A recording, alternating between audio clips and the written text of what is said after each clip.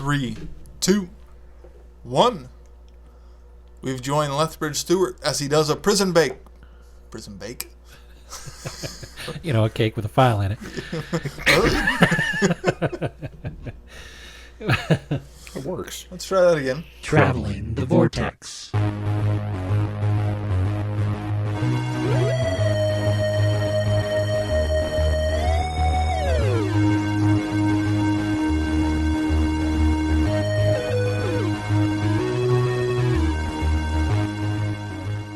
We've joined Brigadier Alistair Gordon Lethbridge-Stewart as he does a prison break and arrive at episode number 317. I'm Keith. I'm Sean. I'm Glenn. How are you guys? I'm tired. I may not have much energy tonight, so I apologize. I'm kind of I just got out of prison. Oh, good for you. Thanks. It's a clean break. Clean bake. So they're not going to sneak in and try to... There's not going to be a helicopter searching overhead for you? No. When we gotta leave? We should be good. Okay, good. Do they know that you're missing? No, not yet. I've got till about the end of this podcast. And then, I say they might soon because I sent you a cake. oh, with a file in it? Yep. Uh-oh. Did you not get said cake? Find my contraband in there. No, I found a weak part in the wall. Oh, nice. Just walked right out. Just poof. Did you know 8-digit code? Queen's birthday. I'll have to remember that. Anytime I come up with an 8-digit code. First, I'll have to remember the Queen's birthday. Why is that a thing? I'm stuck on the file and the cake. Like, how did that become a trope? I'm sure whoever Because it the could first survive person being to baked. make a file into a cake, and it became a thing. But surely they would have caught that, don't you think? Maybe it depends on how long If it ago. was long enough ago, they wouldn't have, like, I mean, not like metal detectors to say, hey, look, there's something wrong. I I mean, just we've been baking cakes for millennia, so I don't know how long files have been cakes around. have been around. Cakes have been around since longer than metal detectors, Wasn't I the paper suppose. get Oh yeah, soggy? no, with a medical detector, but just you'd think they would cut the cake before they gave it to you. You'd think. I but would think. Perhaps that's why it's a trope. It's not real. Look that one up, Keith. No, I'm not going to. Go to IMDb and see if there's a thing on That's it. not on IMDb. Maybe tvtropes.com. How was your week? It was all right. Did watch Legion, the pilot. How was it? It looks good. It was weird. Weird. The earliest Weird. case found was recorded in 1804, was gonna look it compendium of criminal behavior, and its instance of one successful use of a cake as a means of securing freedom. What year was it again? I'm sorry. 1804. It's an 1804 compendium that it was found in, not necessarily that it happened in happening. 1804. Oh, so it Older happened than even 18. earlier than It could that, have. possibly. It could have. Yeah. Wow. Apparently, William Blowitt was a gang member known for his pickpocketing prowess and tendencies towards housebreaking. He was sentenced to 7 years for an undisclosed offense. Is that allowed? So if it's lockpicking, it was probably a small file. So It was a pickpocket. pickpocket. pickpocketing. Yeah. Oh. I don't think it was lockpick. The file, the idea of the file is you saw the bars on the window, and you pop the bar out, and then you escape. So, The doctor could have used the files multiple times. oh, Reign of Terror. it was reported in January 14th of 1909. Mr. F.J. Humley, who was jailed for passing a forged check while incarcerated and awaiting a trial, he was sent 2 cakes, one with chocolate icing and one with white icing. The sheriff, who intercepted the packages, thought that the baked goods were unusually heavy upon investigation, and upon investigation found half of a 38 caliber revolver in each cake. I find it interesting that they note the frosting. Yeah. When it has no relevance to the overall chocolate, one was story. vanilla. I'm fine, Keith. How are you? Tangents ahead. It's related. It is related. You're right. I feel smarter for having known this. Not gonna lie. You had to ask. I had to ask. Oh. Well, in my head, it's always the I think there's an episode of The Monkees where they bring out like a sheet cake and it's got a file this big hanging out of both sides of the cake. Yeah. In my head, that's what they are. So you didn't do anything this week? Not really. Legion was weird. That was about it. Legion was weird. Yeah. I haven't watched it. I've still got it on my queue. I did watch the first episode of Powerless. It has promise. It could be funny once it kind of does something different. Once it does something different. Well, wait a minute. If it's not the show it promised, once it gets out of its rut of a pilot, it feels very formulaic. Oh, okay. And I think if it could break those bounds, it would be a really good show. Pilots are a struggle because they have to tell you so much about the show, and surprisingly, Danny Pudi is a little disappointing in it because he's playing so much like an Abed-like character. Oh, I kind of wanted something different from him. yeah. Did you watch anything, Sean? I watched tons of stuff this week. We're up to episode 6 of Westworld. Oh, wow. So you got 2 in. Are you ready for 6 or you finished 6? Finished 6. Did you get to the big reveal? I don't think you did. I think it's in the episode 7. Well, it depends on what you determine as the big reveal. We got to the point where Tandy Newton is aware. Yeah, you're not quite there and yet, augmenting things. So I love Tandy Newton so much. She is great in that role. She is really great. We rewatched John Wick in preparation for going to see John Wick 2. No, Chapter 2. John Wick Chapter 2. Of Which now that they've done that first chapter must have been really long and had a lot of stuff in it. You have or have not seen it? I still have not seen the first one. Chapter 2 is amazing. It's fantastic. It is everything you think you want out of a John Wick sequel. They give it to you. It's just like, oh, yeah.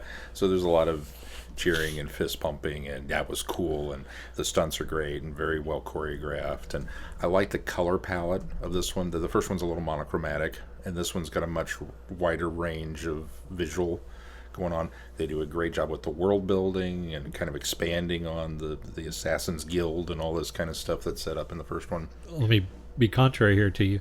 I think the first one, I think you're half right with that. It's very monochromatic when they're outside. Anytime they're inside a building, it's very colorful. Yeah. Which I thought was a neat contrasting element of that story. Is anytime he's in one, like the hotel, the nightclub, and then the nightclub, and that's all very, stark and colorful. And then when it's outside, of course, it's usually pretty dreary or raining at one point. It's very melancholy. And I thought that was perhaps the director's choice to kind of frame those things that way. Yeah, not that I'm complaining, because I think the first one's, I think it's great. I liked the way this one was done. Keanu's still awesome, and everything's really good. It has, I don't want this to be to its detriment. It feels a little bit at times kind of like Smoking Aces. If you ever saw that one. The first one or the second one? The first one. The second one was... No, I mean John Wick. The second one. Okay. It doesn't do it a lot, but there are just a couple little beats in there that's like, okay, you've kind of got that frantic, everybody going insane thing. It's really, really, really good. And if they make a third one, the title should not be John Wick Chapter 3. It should just be John Wick Kills Everybody. And I would pay my $8.50 to see it. Commercial came on tonight for it. I told Holly, I said, I think I'm going to, one of these nights after work, if there's a late enough show, I'm probably going to go see that. And she goes, what? I said, yeah, I'm probably going to go see that. She goes, that does not look like your kind of movie. I said, it shouldn't be. I said, but on a whim, I watched the first one on HBO, and I thought it was really good. And I thought, you know what? I'm going to go see the second one. So it was thoroughly enjoyable. We had a blast. My wife knows me so well. And then we watched Jack Reacher, Never Look Back. Never Look Back or Never Go Back? Never Go Back. I don't know. I remember what the title is. Jack Reacher 2. Okay. Never back up. Never reverse. It was good. It was nowhere near as good as the first one. It definitely had a... It just kind of did its thing. And Colby Smulders. She does that too. She's in it, and you would think that's kind of an, all right. She didn't really get anything to do. So, that's too bad. Yeah. And then we watched Around the World in 80 Days, the original 1950s version, which I'd never seen. Oh. And we thoroughly enjoyed that. It was a lot of fun. I still like the Pierce Brosnan miniseries better. What'd you do, Glenn? I didn't watch a darn thing this week. I've been reading and playing a lot of Rocket League. I'm so addicted to that game. It's such a fun game.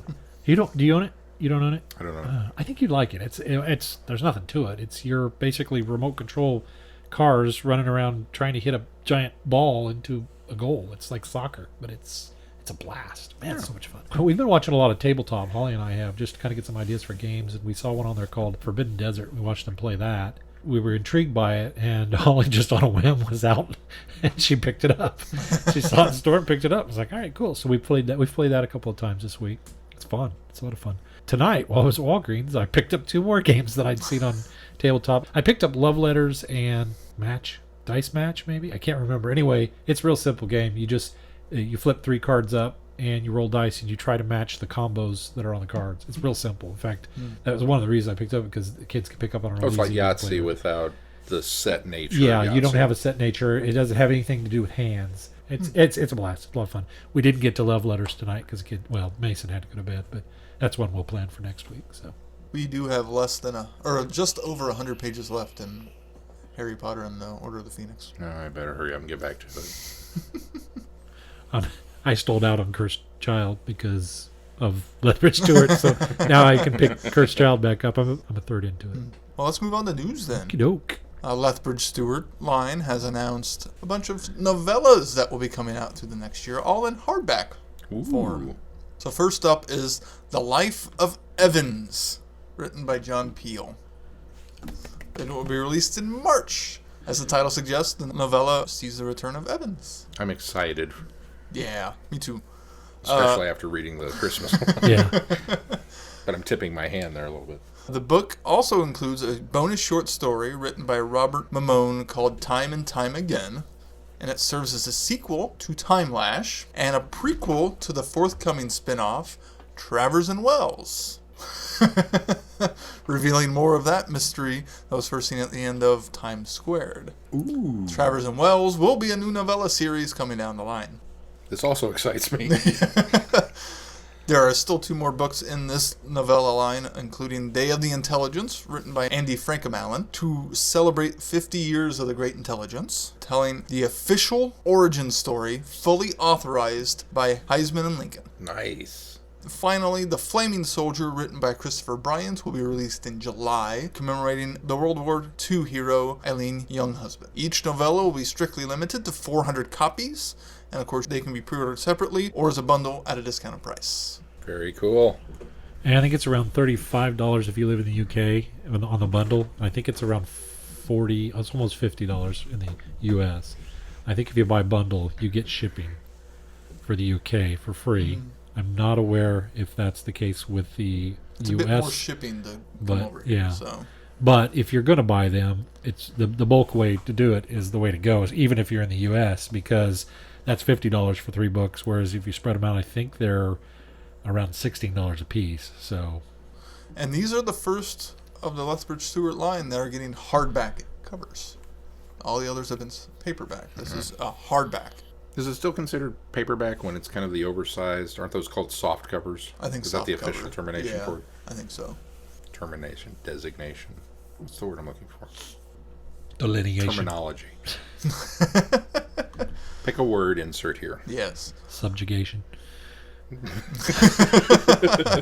don't know if that's the right That word. didn't work? Oh, okay. It's a word. Don't be making fun of my English. Big Finish has announced a new series called The Doctor Chronicles, and they will be coming out later this year. 4 story sets: the 9th Doctor Chronicles, the 10th Doctor Chronicles, and the 11th Doctor Chronicles.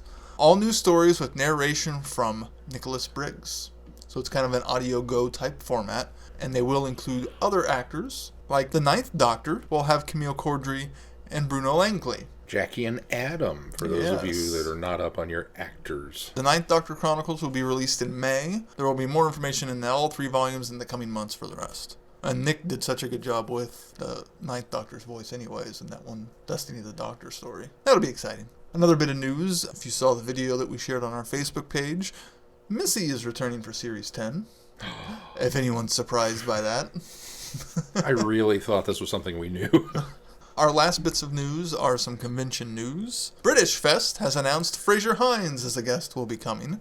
So he will be joined by both Colin Sproul and Terry Malloy. Yay! So a big Doctor Who presence at British Fest this year. Which is in Omaha, first weekend June of June. 2nd through the 4th. The tagline for this year is number 4, The Love of Who. Makes me wonder if they're going to try to get a 4th. And then, unfortunately, we end on a bit of sad news for those planning to go to Smallville and get Julian Glover's autograph. Unfortunately, he has had to cancel his appearance. Boo. Yeah. He's Actively- working. I suppose we should. Yes, he's He's in a play. he's a part in a play in London, requiring him to be on stage for months, and during the dates they had the convention. It's not like he just said, screw you guys, I don't want to come to Kansas. Because this is the second time he's had to cancel coming to Kansas. Yep. For work-related commitments. Yeah, it's great that he's still working, as much as he is. I would like him to come here and work, though. What did you mean by...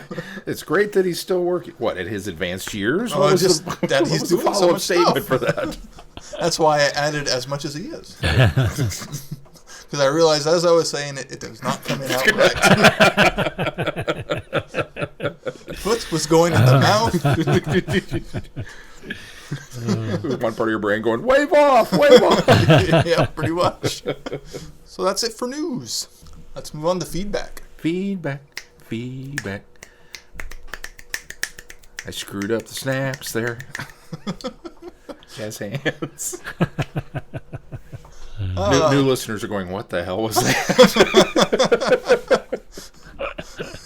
I'm tired. Have I mentioned that? I may also be a little slap happy tonight. Ben wrote us feedback. He says, "Hey guys, I missed the deadline to get feedback on once again. The show drops tomorrow, and I meant to submit on Super Bowl Sunday. Unfortunately, we decided here at home to head out to Toys R Us and let our soon-to-be 11-year-old Aiden scan stuff for his birthday wish list. Some 200 to 300 items later, we were done." Have you guys ever done list. that before? Like for wedding registry and stuff where they give you the I gun? love the gun. Oh, yeah. I love the those. greatest I'm really Greatest looking thing forward to going to ever. register for the baby. Oh, it's the greatest just for thing the ever. gun. There's going to be all sorts of stuff we don't need on there, Yeah. so I can scan it.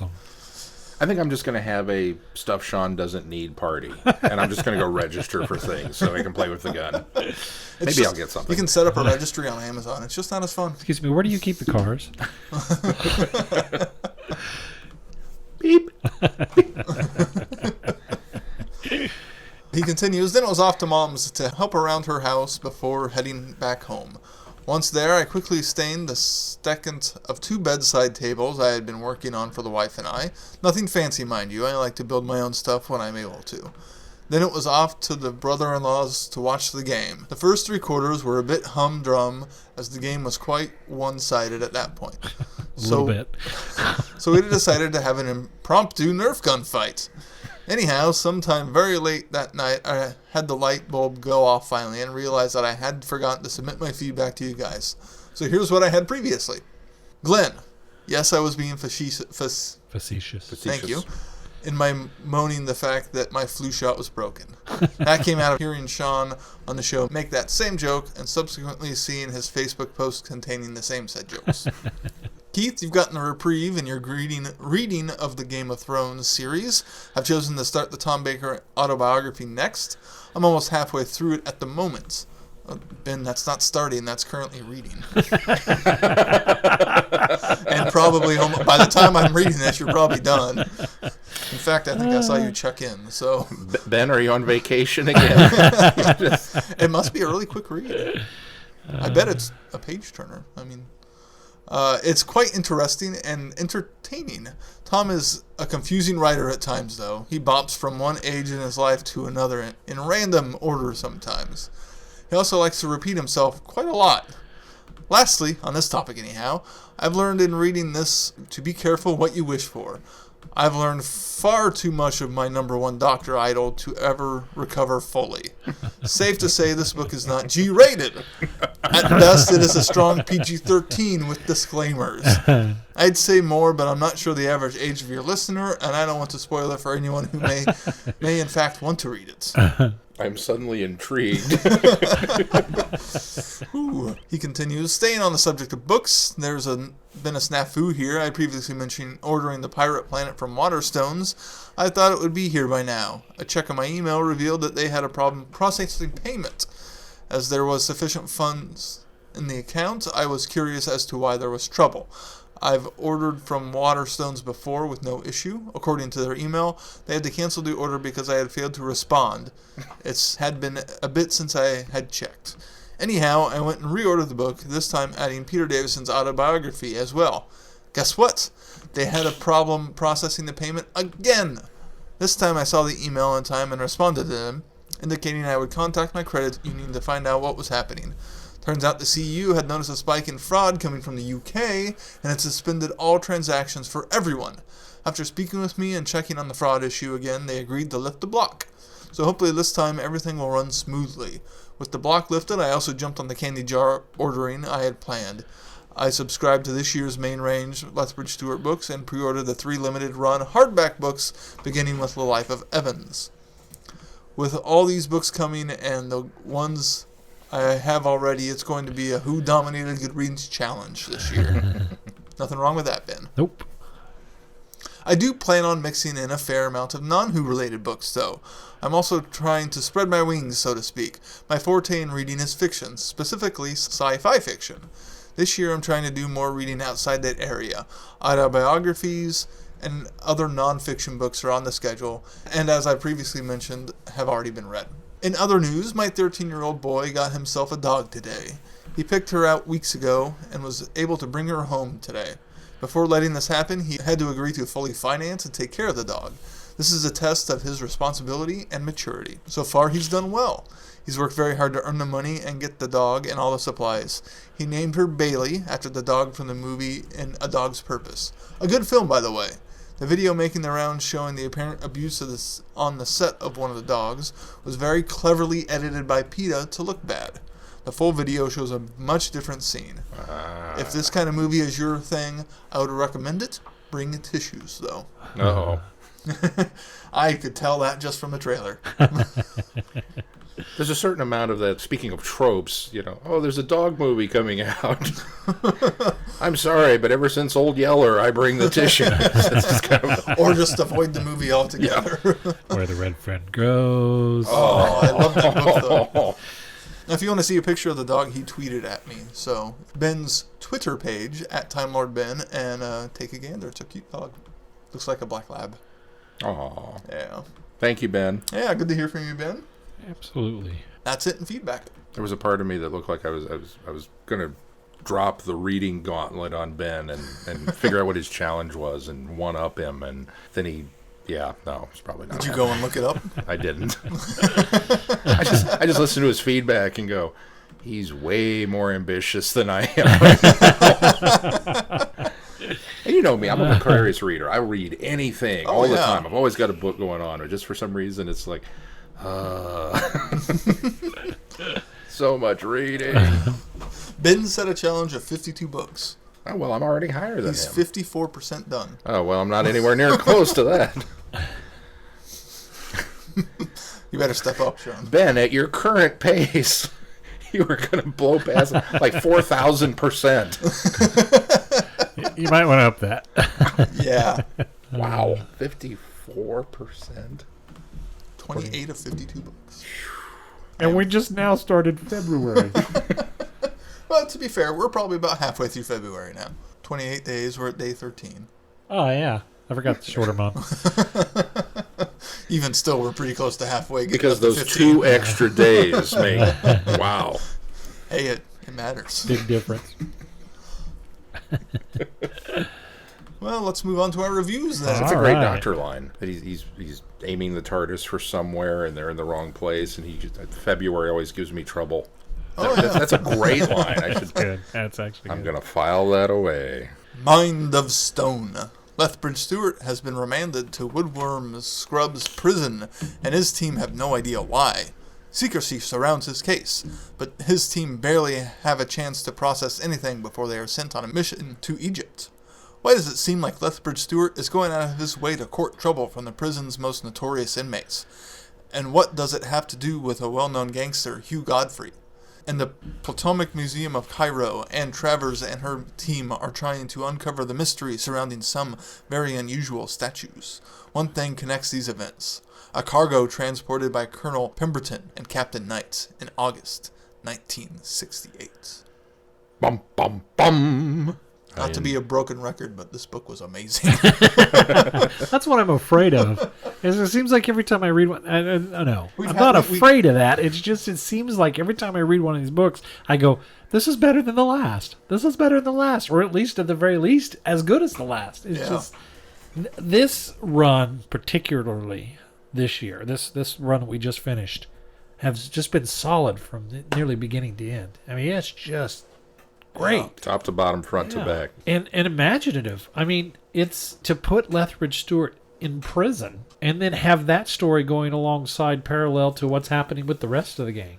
That was just, it was amazing. Well, and whatever he's put in prison for, he obviously didn't do, or had at least very good reason. So they give enough little nuggets to make you wonder, okay, what's he really doing in prison? As he's in there, working his way through the maximum security and heading to Godfrey and getting the escape. I think the it's interesting, just so well plotted. The interesting thing about it is you kind of come off of it wondering, he's in there wrongly, but you don't know if he actually did something that he's been accused of that really isn't what it seems. You don't know that he's been framed for something that he's accused of, and you don't know if he's in there just infiltrating the prison, which is what I just had those three things in my mind. As McLaughlin's writing this thing, you're never let on to what he did for the longest time. No. And your suspicions aren't confirmed until much late in the book when they're finally out, even with the interludes that are going on with Pemberton and his crew and what has happened.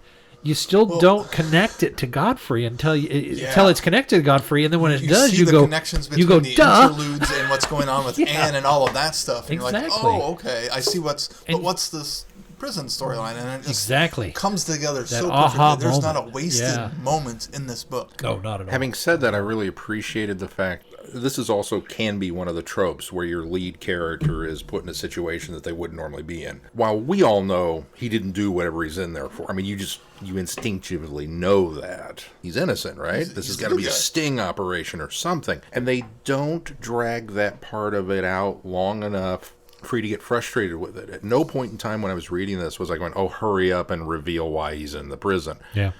They dropped just enough along the way that you knew it was something that was up, but they allowed it to unfold at its own pace without trying to keep you in the dark about it. Well, and it was really well done. And enough is going on at the prison that it's your mind doesn't go to why is he in there very often, because there's so much happening while he's in prison, which for being in prison is saying a lot. Because normally not a lot happens in prison. Echoes of Shawshank. Yeah. It kind of had that tone. I thought everybody was really well used. I absolutely love Stanley. Stanley was great. You don't get bored with any of the characters. Everybody is doing things that they need to be doing, going along. Everybody's interesting. Everybody's doing something interesting. Yeah. Even Sally's concern for Lethbridge-Stewart and them having to kind of put her in situations where she, keep her busy so she doesn't think about it, kind of thing. Yeah. It's wow. And then to have this whole subplot going on with Johnson, who is trying to figure out what Lethbridge-Stewart is doing, and he's working for this mysterious general that we've been sort of introduced to. We haven't been introduced to the general, but we've been introduced to this subplot that's been going on with the kidnapping of Travers and in an earlier short story. And so you've got all this intrigue of, okay, what's going on here? Who is this guy, and why is he, trying to get one step ahead so that he can figure out what Lethbridge-Stewart's doing? It's so well choreographed that you just never, like Sean was saying, that you could have gotten really drawn out with the, okay, well, what did he do? But decently early on, they said, okay, we've got to explain the plan now with the crew outside. And it was like, oh, okay. I get to know. No, I don't. No, you don't. But then that gives you just enough to go, okay, well, he obviously didn't do something. This was a plot. Right. It's just because everybody. It's also deftly written. Yeah, because everybody kind of after the I'm going to fill everybody in. Hamilton decides I'm going to kind of tell everybody what's going on, and so when that happens and we don't get any more, everybody is a little more relaxed and at ease. So me as a reader, I'm a little more relaxed and at ease because I think, okay, he didn't really do something. He's either been framed or it's a setup, and so they're to infiltrate the prison. Yeah. Well, even kind of right at the beginning when they make the fake sending people back to the base who are bundled into a car and driven off, and we're let in on that it's not actually our supporting cast of characters. That was enough for me to go, aha, okay, so they're obviously doing something. The game's afoot. They have to stay close. So I really, really appreciate it because I get so frustrated when you read some of these things and the author's kind of stringing you along, thinking that they're being clever with, oh, maybe he did something. It's like, no, he didn't. I've seen the later episodes. He's still a brigadier, so whatever he did wasn't that bad. Yeah. You know? And so I was just for a moment, I was really afraid that we were going to get into one of those kind of ruts, and we didn't go there at all. I was like, oh, thank you so much. Just saying, okay, we're going to send the brigadier to prison, just kind of on the surface seems like a theme grab. Kind of like how we all kind of felt like The Playing Dead was like trying to cash in on The Walking Dead success. This could have easily felt like Prison Break's coming back. We're going to do our own version before it hits the screen. And do, but it doesn't feel that way at all. It feels justified the entire time. Yeah, absolutely. And I was worried about that too.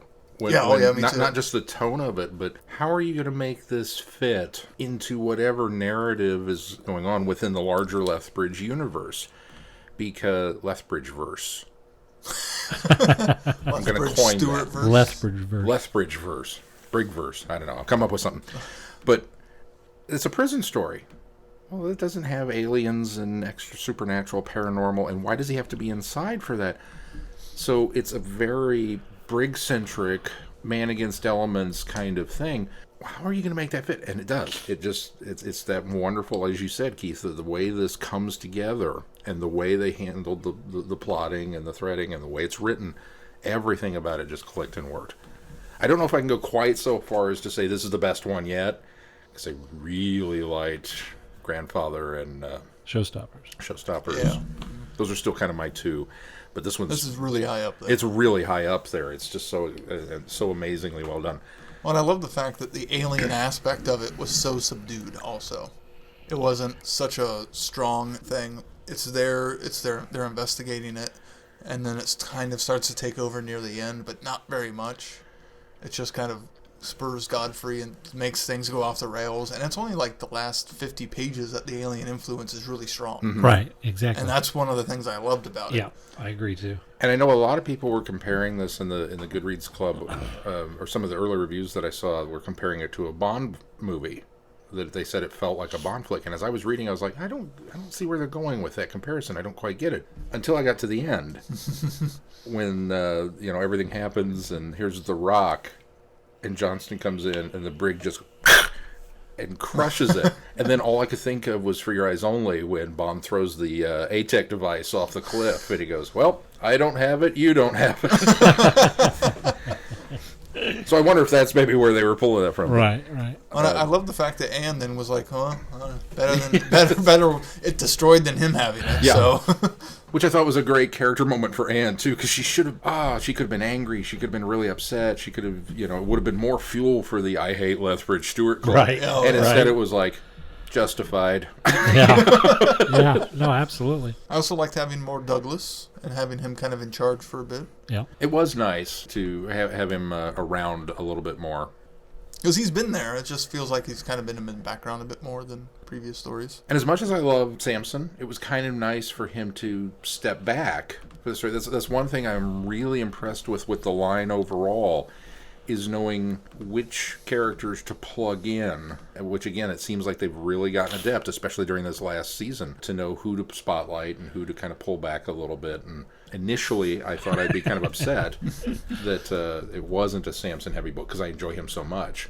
But then as it went on, it was like, nope, this is what I needed. Yeah. I needed a Lethbridge-Stewart heavy one. Yep. That everybody else was just kind of along for the ride and doing their thing. And this story didn't call for Samson's skill set as much. Right. Agreed. And I had actually read the first Christmas story before I read this. Even though it's kind of out of order, I didn't realize that at the time. And that's such a heavy Samson story, too. Yeah. So I was okay with him being less in this. If I have a complaint, it's only that the alien part is left. I like the fact that it was nebulous and we didn't really get to it until the end, but we still didn't really resolve it. And it's intentional. It's left that. It's not like it's a dangling thread or anything. It was obviously that wasn't the story. This was the story. It just happened to be, part of that set for the backdrop. But the fact just the MacGuffin. Yeah, the fact that these soldiers or these people are still in some way alive, that they're trapped in these stone, that's terrifying. It is terrifying. Yeah. I mean, it reminded me of the Five Doctors when the Rassilon's got him on the side of the coffin, and just that weird immortality that's not living. It gives you real sympathy too for those characters, and especially since at the end they're not able to find a cure for them. And British Army is trying to decide what to do with them. How do we eventually we're going to have to dispose of them. We go back to the Egyptologist who's, also considering that he's moved the statues into the garden to give them kind of their last, but don't know what ends up happening to them. We suppose what happens to them, but because it's sort of, alluded to that's what has to happen. Yeah. But I like that the author doesn't go there, doesn't go so far as to, have that scene of them disposing of them. But you really feel bad for them. And every time that they talk about them with, there's parts of them that isn't quite even formed. There's still pieces of them that are, and how it's not really a stone. It's kind of more of a spongy, it's just, it just felt so bad for those people. I tell you, the character that really went through a full 180 for me. Nolan came out, and initially I was like, ooh, I like this guy. And then I didn't like him so much. Yeah. And then I kind of liked him again. And then I despised him. He took me on a ride with Nolan. I think initially I was kind of hoping for one of those. We were looking for kind of a Stanley surrogate. Yeah. At that point. An admirable compatriot. Maybe somebody who would come along to the fifth at some point. The nice thing is you still get Stanley, though. And Stanley gets I love the fact great that at the story. very end we get a revisit of everybody and a resolution for everything. Yeah. They could have easily just let the Stanley stuff drop after he gets moved to maximum security, but they don't. Yeah. They Right. bring him It's back. revisited at and then the end. again later too. And then when one of the Christmas stories is there. And the fact that how Lethbridge-Stewart kind of gets to come back and get revenge on the wardens a little bit. It gave me a little bit of a fist pump moment. Fulton. Did anybody else picture Clancy Brown as Fulton? I was totally Shawshanking all over this. When he got his comeuppance at the end, I was like, yeah. and the warden was, perhaps it'd be best if you retired. Yes, I think maybe that would be best. There was a part of me that felt cheated. It was like, no, I want him to get it too. Let's drag his name through the mud and put him up for an inquiry. So much good in this book. Just so much good. It was one of those books that, I keep leaving these things to a week to read, and I'm kind of a slow reader, but when I'm reading these books, I can't put them down, and I just plow right through them. And I'm really grateful, because it'd be rough to be able to slog through a book and then, be able to review it, but it just doesn't feel like that. It feels like great fun, and I always think, why don't I pick these things up when they're first made available to us and read them then? Of course, if I did that, then I'd forget what I was going to talk about. But then when you we get to reviewed reread it. That's true. I could then reread it, which this one I would have gladly picked back up and reread this one. So, some of these, I give myself usually 2 weeks to read them. And usually I'm, depending on the book, pushing to get it done in time. Or this one, I was done like half a week early. Yeah. I was just through it so quickly because it was so enjoyable and such a quick and fast read. Yeah. It was a fast read. It started and it was, I don't want to say it was slow, but it was very measured in how it was moving along. Good way to just to define it. It was measured. And it really kind of ramped. Once they get out of prison, it really kind of begins to escalate very quickly and rush toward that conclusion. But again, not in a bad way. It's just that's the way the pacing of the book happens to run. And I think the interlude parts were kind of, I don't know, maybe in a way designed to give us that little bit of action scene in the middle where maybe there wasn't so much going on at the prison. Although the fight scenes were so well described, that was plenty of action for me. Yeah, definitely. But I did like having the interludes, giving us kind of this backstory of this para-unit that were... Once Anne shows up to just investigate them, I realized, okay, that's what this is tying together. I was able to piece that together pretty quickly, that I wasn't left, why are these interludes in here until the last one? And then it's like, oh. I also really enjoyed Godfrey as a villain because he's kind of unlike any of the villains that we've come across in the line thus far. We've had, obviously, the megalomaniacs, and we've had the megalomaniac space alien, and we've had... just the very cold, calculating, ruthless businessman kind of one. And back and forth across the gambit. And Godfrey's not any of those. He's just a guy. He's got some power. He's got some wealth. He's got some connections.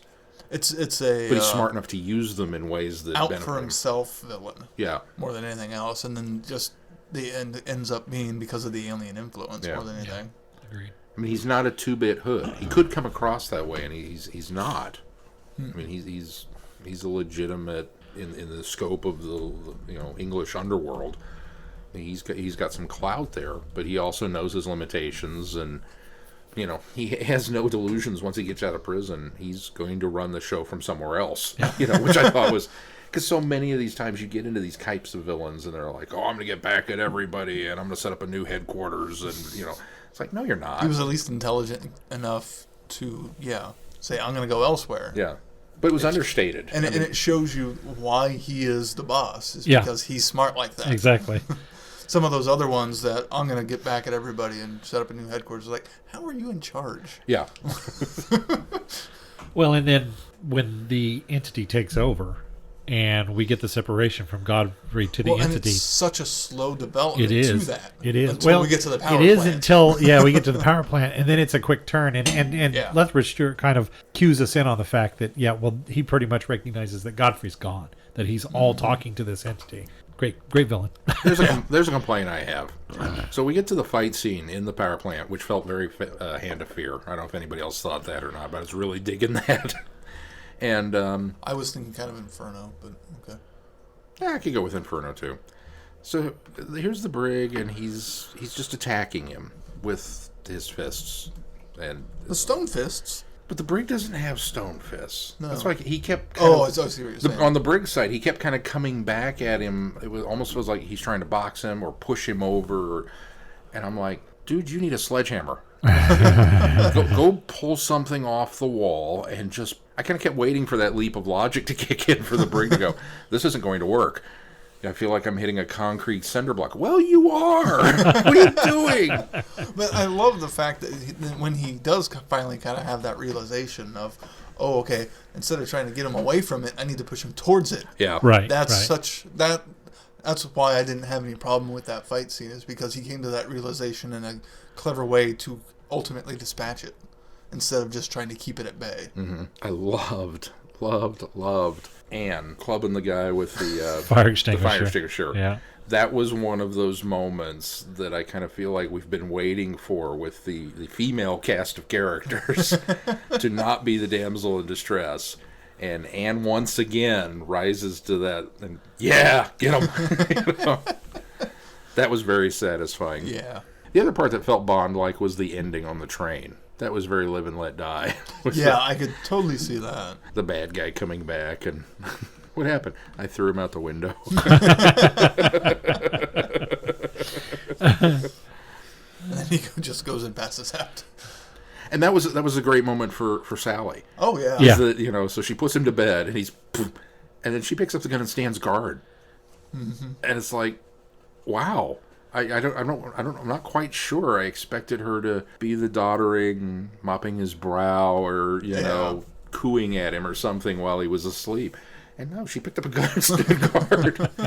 I don't think I've been prouder of Sally as I was in that moment. It was just like, oh, sweet. Yeah. And I like the fact, and this kind of touches more on Home for Christmas, the fact that the brig is so happy to see her after getting out of prison, because it felt like there's been so much of their estrangement between the two of them, and it feels like it was what he went through is such a good way to grow the two characters together. Agreed. Which is going to make the eventual separation even harder, which it needs to be. Well, I think that what's interesting about it too is it seems that Lethbridge-Stewart and Sally have sort of grown closer because of their time because apart. of this time apart. Well, and because of the things that have happened to Lethbridge-Stewart, which he's been having doubts this whole time, and there was one kind of mention about it in this book as well. However, the interesting thing about it is it's Dougie and Samson in another story that are more of the, they see the writing on the wall, that it's kind of obviously he's confided with Dougie about it, so Dougie knows a little bit more about it, but Samson suspects it just because he's kind of just from the outside looking in and seeing that. So those are the two people that are alluding to the fact that they're kind of on the outs now. It's the relationship is rocky and things are going to end up splitting. And it's not Lethbridge-Stewart this time so much that's at least worrying over it so much that it's just not working out. So because that that could have easily been I'm in prison, I'm worrying about this relationship that's already estranged. That could have been a whole subplot while he was in prison. Absolutely. Yeah. That would have dragged the whole thing down. I'm so glad it wasn't there. Right. Agreed. Do we want to talk any about the end of the book and the epilogue? The surprise? I was thoroughly surprised. Well, this is a spoiler review, so we can certainly talk about it. Yeah. General the James. book's out, so- Yeah, the book's been out. Yeah. Been out for a while. We're on the we're on the late end on this one. Obviously, I think I'm pretty sure that's James. The general is James. General James Gore. Gore, that's what it was. Yeah, that was kind of an interesting reveal. That was the thing about the whole story, especially with Johnson, is we've got this the general working for the general. Going to have to answer to the Which general. we've had references right, to we before. had the references in the one with where they connect Traverse, and we've had there was another one with A lot of the vault references. yeah, there was one where they were talking about I can't remember. It was an Anne Heavy book. Was it Moonblink? It might have been where they referred went to the general. the vault. Yeah, and so so we keep getting the general, but the general is really heavily dropped in this one throughout, especially with Johnson working for the general, and then to have the final revelation at the end, that was actually pretty cool. And you go, aha, setting up series 4. Yes. Anything else about this one, guys? Top marks, I think, again, it shoots. It's really hard for me to rank these books, but it shoots to the top of the list as far as the ones that are the most enjoyable of them. So I'm going to sound like a broken record on this, too. There's this whole series. There's not a stinker in the whole batch. No. Everything has been great. There's and not even a solid mediocre so far. one No, there's in this whole not. batch. Not. In this season, no. There It's been is great. probably one that we have come down the hardest on, but even that was an enjoyable story and set so much up for what has come as well. So all of them have been phenomenal. Well, since we kind of crossed over into the Christmas Files, let's move on to that one. I don't have synopses for these, so the There first are- one is The Feast of Evans. The Feast of Evans. Which all of the chapter titles are a slight change of a Christmas song title. I thought that was Yeah. kind of cool. Or a line from a Christmas song. I really enjoyed this one, too. Of course, we all enjoy Evans quite a bit. We do, yeah. In his own way. Yeah. What I like the most about this one is that, keeping in line with being a Christmas story, there was no huge threat. You know Oh, what I no, mean? no. There was no earth-shattering threat. And in fact, when we do finally learn of the plot of these creatures that they've been investigating and trying to find, the fix for it is such a simplistic fix, and it's kind of a heartwarming story, really. In essence, it's fun, it's light, it's very Christmassy, and I really, really like that element of it. And to put Samson and Evans together They again, make such a great that was- two-man they show. do, I they mean- really do. Such a unique pairing. And I like the fact that it kind of starts to show Evans as a bit more of a competent soldier. That was the thing I was most impressed with. Because I love Evans. Period. I just, anything about Evans. By the time you get to the end of Web of Fear, the coward routine almost begins to wear a little thin. Mm-hmm. And having him return in these books and being part of this group, it's great because he's there to kind of provide that, initial kind of comic relief or something. But I think Andy, I don't know if he mentioned this to us at one point in time in a discussion, but there's really nowhere to go with that.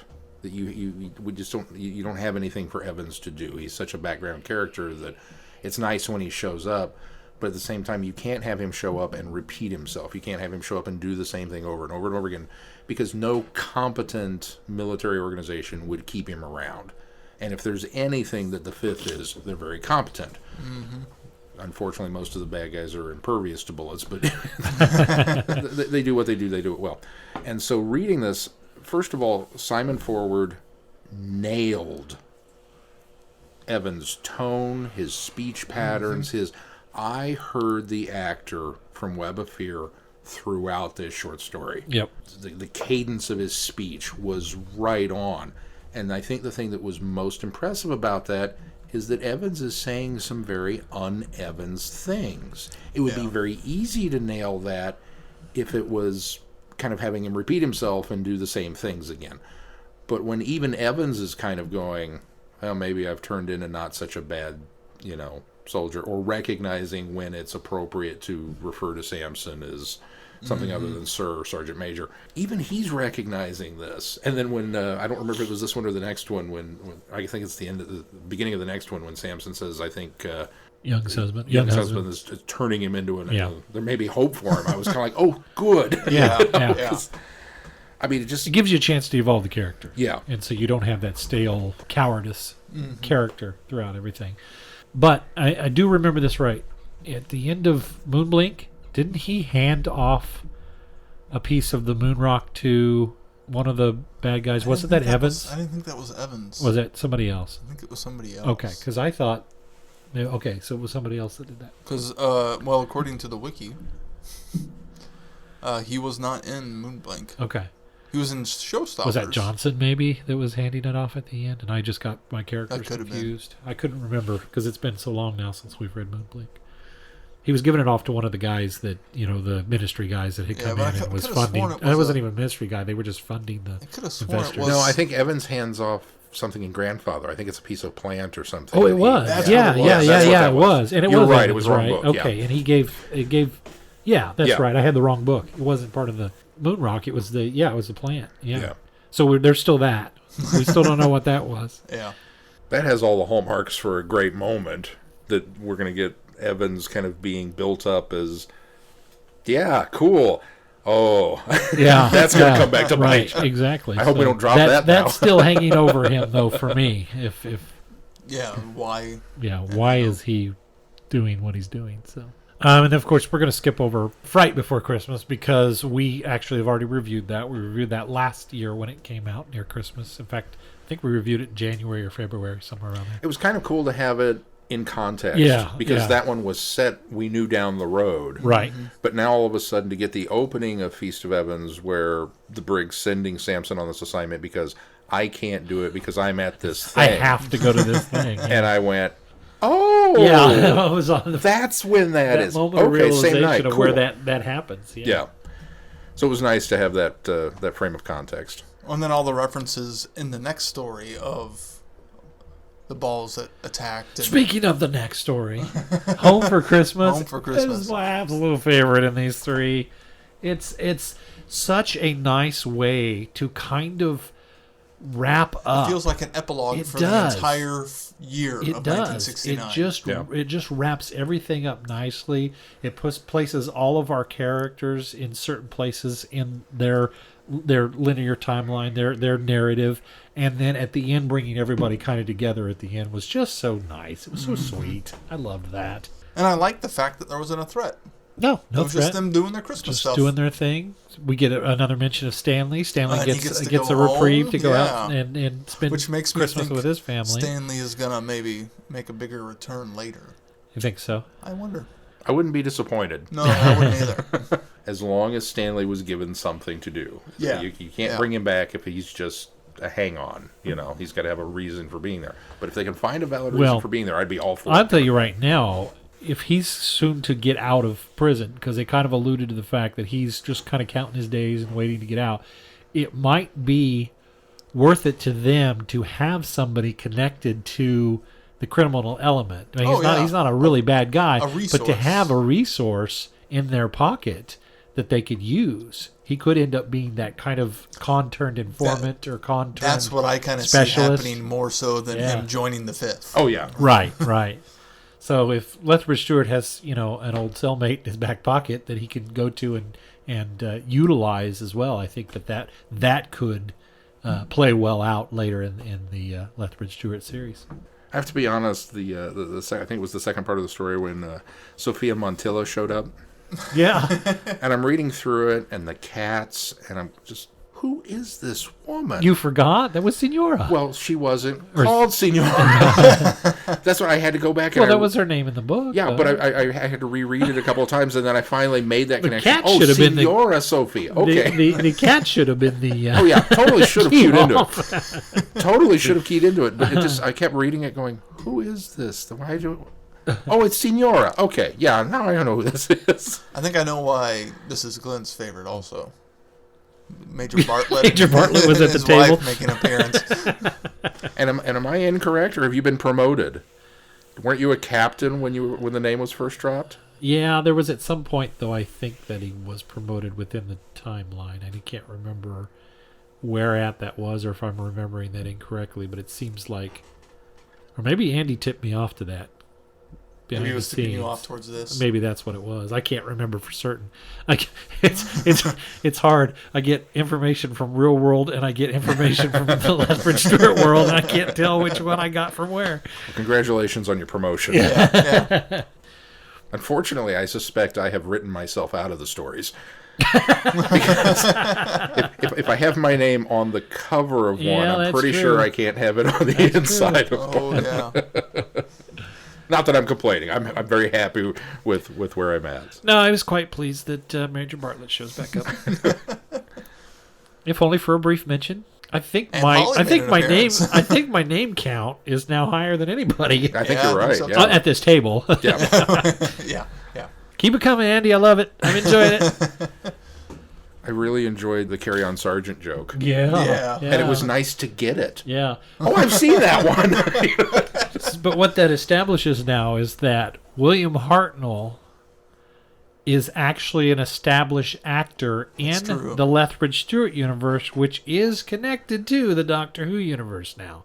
So that means William Hartnell is an actor as well as the First Doctor existing in this universe as well. So, Unless it's in this universe, a different actor is playing the main role.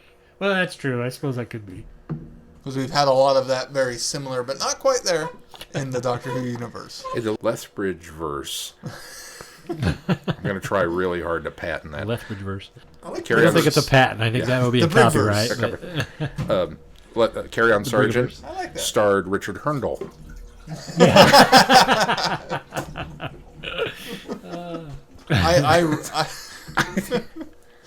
I really enjoyed.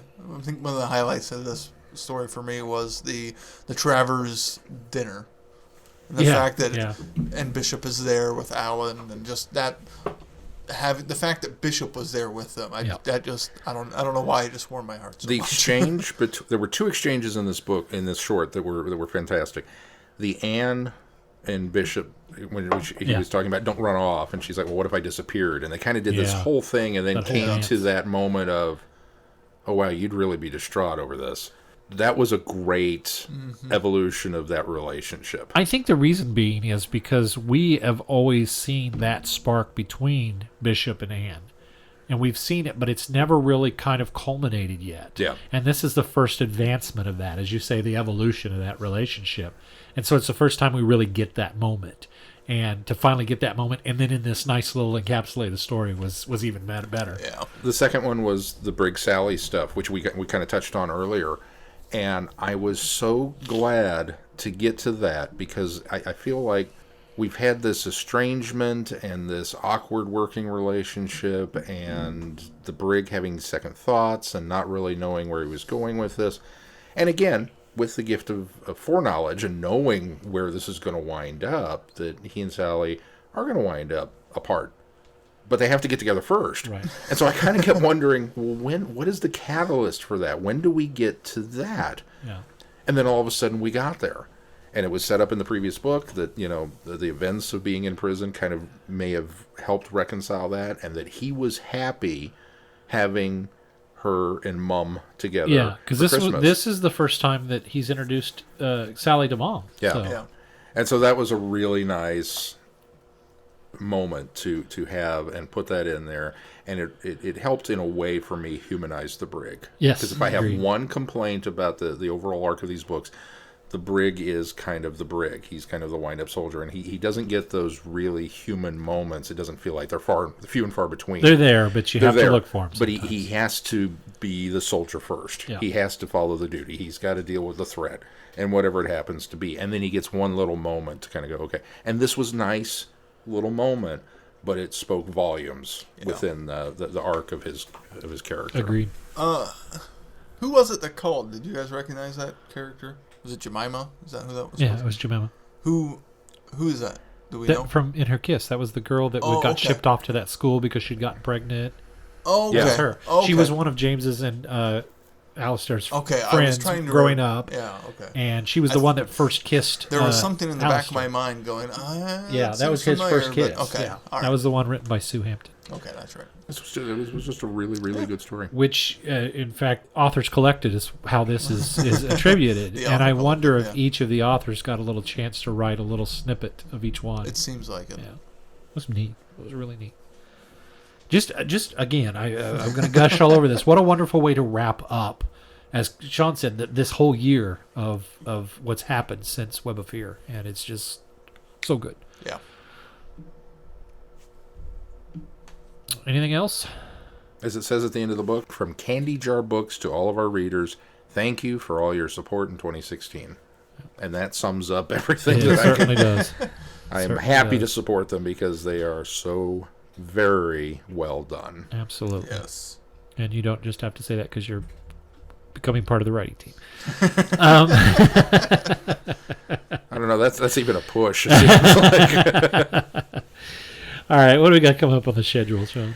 Well, coming up on the schedule, we are back to our regularly scheduled events listings. Again, we were just 1 week off. So we finally, next week, for Friday Night Who, are going to watch the first 3 parts of Power of the Daleks.